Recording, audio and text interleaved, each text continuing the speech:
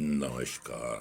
मैं हूं doctor K Rai, former adviser government of Delhi. अक्सर हम बाबुओं के ऊपर कई दोष मढ़ते हैं कि वो लेट आते हैं, समय पर काम नहीं करते, नियम अनुसार काम नहीं करते, इत्यादि इत्यादि। परंतु उनकी भी कुछ दुविधाएं हैं जिन पर प्रशासन समय समय पर कार्रवाई करने में सक्षम नहीं रहा।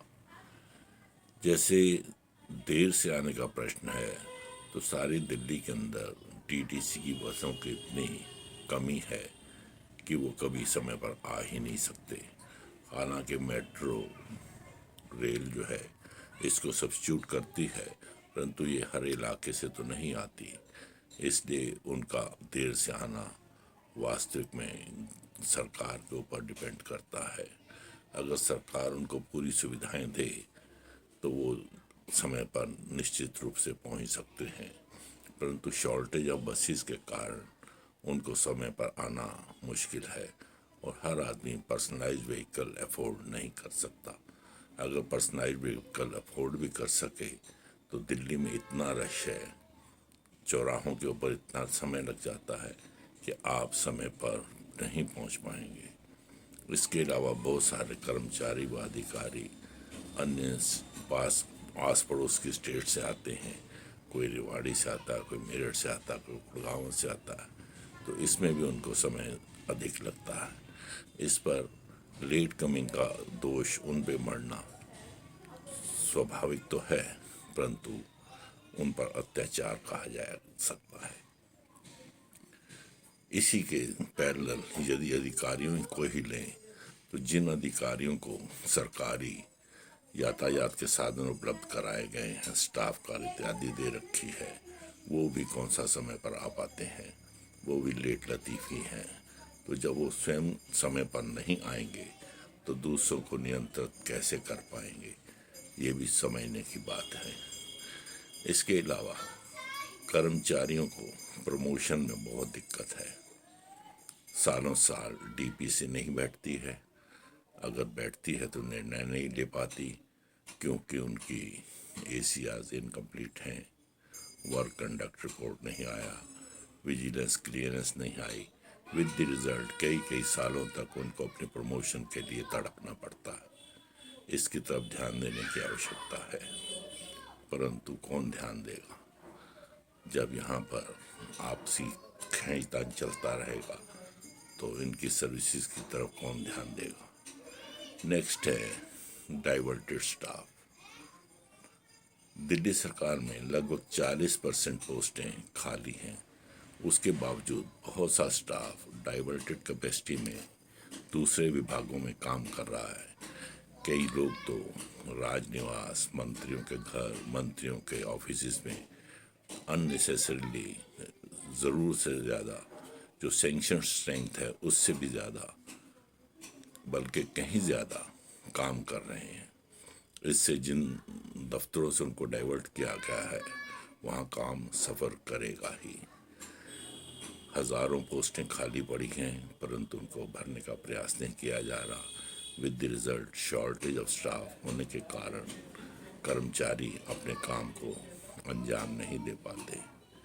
उनके ऊपर प्रेशर और वर्कलोड इतना ज़्यादा है कि वो सिफारशी कामों को करें या अपने रूटीन के कामों को करें।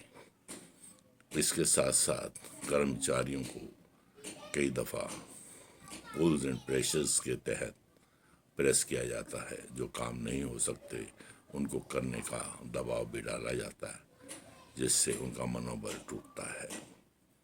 साथ के साथ इरेशनल डिस्ट्रीब्यूशन ऑफ वर्क। बहुत सारे ऑफिस के अंदर कर्मचारियों की कमी के कारण डिस्ट्रीब्यूशन ऑफ वर्क इरेशनल है। कुछ लोगों के पास तो इतने कम पीयूसी हैं और कुछ के पास इतना ज़्यादा वर्कलोड है कि उसको कोप अप ही नहीं कर पाएंगे। पब्लिक डीलिंग डिपार्टमेंट्स में खास करके जो लोग काउंटर पर काम करते हैं उनको सिटीजन के साथ व्यवहार करते हुए कुछ समय में ही परेशानी होने लगती है, क्योंकि हर सिटीज़न एक सवाल को 10-10 दफ़ा करता है। ऐसे में क्यों नहीं ऐसे बोर्ड लगाए जा सकते कि जो सिटीजन्स की क्वेरी हैं उनका आंसर उन बोर्ड से मिल जाए। फॉर एग्ज़ाम्पल, अगर किसी को राशन कार्ड बनाना है तो उसको कई दफ़ा बताया जाता है कि आप ये डॉक्यूमेंट लेके आएँ, परंतु उसके बावजूद वो पूछता है कि और कौन से डॉक्यूमेंट लाने हैं, तो स्टाफ नेचुरल इरिटेट हो जाता है और कई दफ़ा दुर्व्यवहार भी कर बैठता है। ये उनकी कमज़ोरी नहीं बल्कि सिस्टम की कमज़ोरी है। सिस्टम के अंतर्गत वो लोग उनको ध्यान से बता ही नहीं पाते कि क्या क्या लाएं क्या क्या ना लाएं। आज 5 डॉक्यूमेंट बता दिए, कल आएगा तो 2 डॉक्यूमेंट एडिशनल मांग लिए, उसके बाद आएगा तो 1 डॉक्यूमेंट और मांग लिया। नेचुरल दोनों साइड में कन्फ्रंटेशन हो जाता है और एटमॉस्फेयर बिगड़ जाता है। इसके साथ साथ करप्शन का एक ऐसा एंगल है कि इतने मिडलमैन इकट्ठे हो गए हैं। हालांकि चीफ सेक्रेटरी महोदय ने आदेश दे रखा है कि मिडलमैनों को हटाया जाए और बाहर इनको बैठने के लिए बंदोबस्त ना किया जाए, परंतु कौन सा ऐसा ऑफिस है जहां मिडलमैन नहीं बैठे हुए। उनका अपना ही किस्म का प्रेशर है और स्टाफ भी उनके साथ मेल जोल रखने के कारण बदनाम हो जाता है और उनका भी एक प्रेशर बनता है कि जल्द से जल्द कार्रवाई करो, क्योंकि वो जो हैं चाहते हैं कि जो उनके क्लाइंट्स हैं उनका काम जल्द से जल्द हो। ऐसे में करप्शन भी एक ऐसा एंगल बन जाता है कि लोगों को प्रॉब्लम्स हो जाती हैं। इसके अलावा अन्य किस्म की सुविधाएं भी स्टाफ के पास उपलब्ध पर्याप्त मात्रा में नहीं हैं। जैसे कई दफ्तरों में जाओ तो अधिकारियों के पास रेस्ट रूम भी है, बैठने की जगह भी है, मीटिंग के लिए कमरा भी है, परंतु कर्मचारी हमारे कॉरिडोर्स में बैठे हुए हैं, ओवरवर्कड हैं, स्टाफ कम है, उसके बावजूद फाइलों का अंबार है। रिकॉर्ड रूम तो शायद ही किसी दफ्तर में हो। रिकॉर्ड मैनेजमेंट की सिस्टम कहीं भी मोस्टली दिल्ली गवर्नमेंट के दफ्तरों में नहीं है। विद द रिजल्ट हमारे बाबू ही रिकॉर्ड कीपर हैं, रिकॉर्ड प्रिजर्वर हैं और करंट रिकॉर्ड को भी हैंडल करते हैं। ऐसे में उनके ऊपर काम का बोझ बढ़ता है और कोई भी फॉल्ट ढूंढने में उनको जो है प्रॉब्लम्स आती ही हैं। तो सिस्टमेटिक रिकॉर्ड मैनेजमेंट ना होना ये भी एक प्रॉब्लम है। पब्लिक रिकॉर्ड एक्ट का इम्प्लीमेंटेशन नहीं है। बाबूज को कभी ट्रेनिंग नहीं दिया जाता। आजकल कुछ देना शुरू किया है, परंतु वो भी इनसफिशेंट है। जो भी बाबूज हैं उनको ना तो मैनुअल ऑफ ऑफिस प्रोसीजर का ज्ञान है, ना पब्लिक रिकॉर्ड एक्ट का ज्ञान है, ना ही दूसरे उनके कंसर्न रूल्स एंड रेगुलेशंस जो उनको इम्प्लीमेंट करने हैं उनका पूरा ज्ञान है। और ऊपर ज्ञान देने वाले भी अधिकारी भी क्योंकि ट्रांसफरेबल हैं वो उनके साथ कोऑपरेट नहीं कर पाते। कई अधिकारियों के पास तो एक से ज़्यादा चार्ज हैं, इस कारण से वो भी इस मामले में अपने आप को सक्षम नहीं हो पाते। इनके साथ साथ कई और समस्याएं भी हैं, जैसे नॉन पब्लिक डीलिंग और पब्लिक डीलिंग डिपार्टमेंट्स में जो स्टाफ पोस्ट होता है उसमें भी कोई सिस्टम नहीं है। जिसको चाहा अच्छी पोस्टिंग दे दी, जिसको चाहा एग्जीक्यूटिव जॉब दे दिया, जिसको चाहा मिनिस्ट्रियल में भेज दिया। इससे जो है उनके अंदर एक मनोबल गिरता है कि उनसे जूनियर्स अच्छी पोस्टों पर पोस्टेड हैं, परंतु सीनियर्स जो हैं वो धक्के खा रहे हैं। हमारे यहाँ ग्रुप 3 से ग्रुप 2 में आना बहुत समय लगता है, यानी कि यूडीसी से असिस्टेंट बनना एक बहुत समय लेता है। डिपार्टमेंटल टेस्ट नहीं है जिनके कारण वो एक किसी के साथ compete करके आगे बढ़ सके। तो इस प्रकार से उनकी भी बहुत सारी दुविधाएं हैं। उनके पास पूर्ण रूप से सुविधाएं नहीं हैं।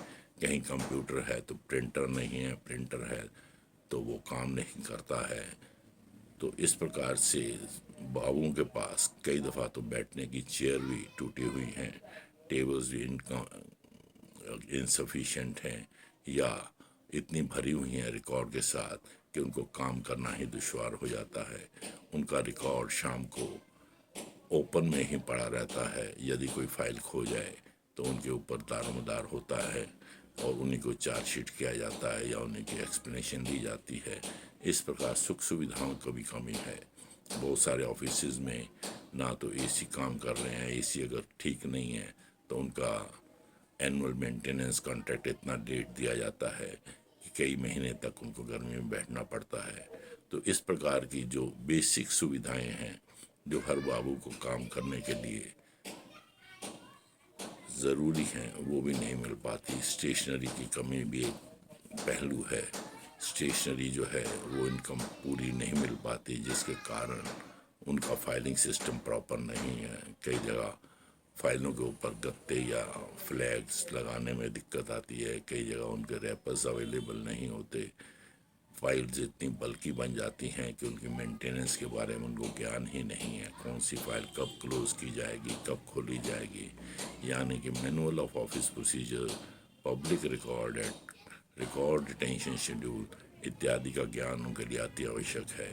साथ ही साथ जो रूल्स रेगुलेशन या एक्ट्स जिनको वो पार एग्जामिन करते हैं, जिनके उनको इम्प्लीमेंटेशन करना होता है, उनके बारे में भी ज्ञान देने की आवश्यकता है। इसके साथ साथ ऊपर से अधिकारियों को चाहिए कि उनको समय समय पर अपनी इच्छानुसार उनको ट्रेनिंग दें। स्वयं ट्रेनिंग दें तो वो बढ़िया रहेगा, तभी काम सुधर पाएगा। अदरवाइज तो बहुत प्रॉब्लम्स हो रही हैं। बाबुओं के इन इश्यूज़ को देखने की आवश्यकता है।